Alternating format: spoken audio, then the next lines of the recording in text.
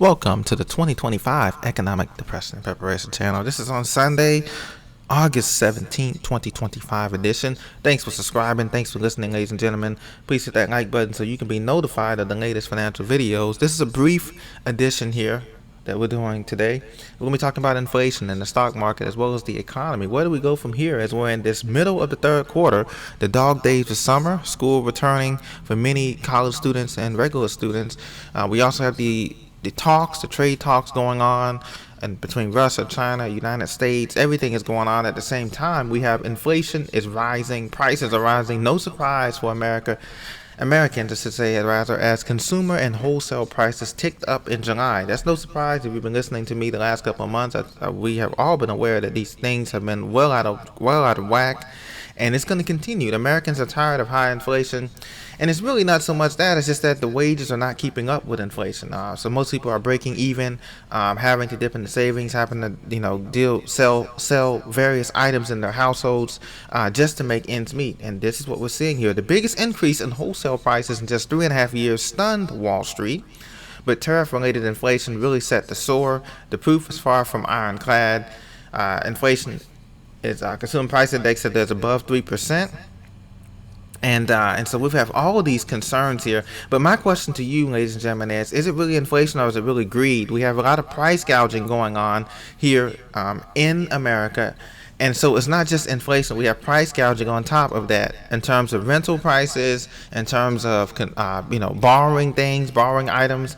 People are really raising the prices on a lot of things just because they can, and they know that people have no other option because we have monopolies in the United States, and so people have no other options, no other choice but to buy these materials here. And so in this economy, MarketWatch.com also said, here's what it takes to get people to spend on summer fun.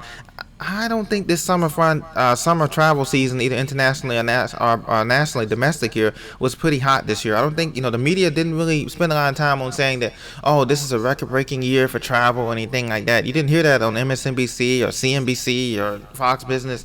So consumers are still anxious, but they're still spending. So they're spending. There's some people that still are spending and traveling, as you know. Strong July retail sales numbers that were released on Friday saying that Americans are continuing to open their wallets for cars and consumer goods. At the same time, University of Michigan's latest survey of consumer mood showed people are worried about the extent to which tariffs would raise prices and are fretting about the health of the job market. So the job market is going to dictate a lot of things here because, like I said, if the job market slows down, new graduates, all those people, mid-level and beginner-level employees are going to be feeling it here. And that's going to be a problem here because, like I said, we have all this debt in this economy, and we don't have enough money creation, and there's not going to be enough jobs to carry it through without heading us to a recession. Amazon continues to expand grocery delivery, and these stocks, this various stock they're talking about here. So with these bigger companies, they're going to be able to survive because they have their tentacles in so many different industries, like Amazon, from grocery delivery to pharmacy to everything. Web servers that is big servers that data centers. So companies like Amazon, Microsoft, Google, Facebook, Meta, YouTube, they're going to be able to survive because they have the resources to expand. But small and pop shops, mom and pop stores, small businesses, they're going to struggle because they're either not going to be able to pay employees what they're really worth in this economy, or they're going to end up laying off because of that reason, or they're going to have to just basically go out of business because they're not going to be able to afford the input costs of doing business, since the tariffs are going to make shipping costs higher, production costs, insurance costs higher to get goods and services across the United States. So that's where we are as we head into the dog days of summer. Now, also, another thing to watch out for in the next week is whether or not the Federal Reserve Bank is going to be interested in cutting rates before November or December by 25 basis points. I don't think they're going to cut rates this year at all. I used to say there was going to be one rate cut between between September and December, but now it looks like they're going to leave rates unchanged probably for the rest of this year because they know that inflation is ticking up.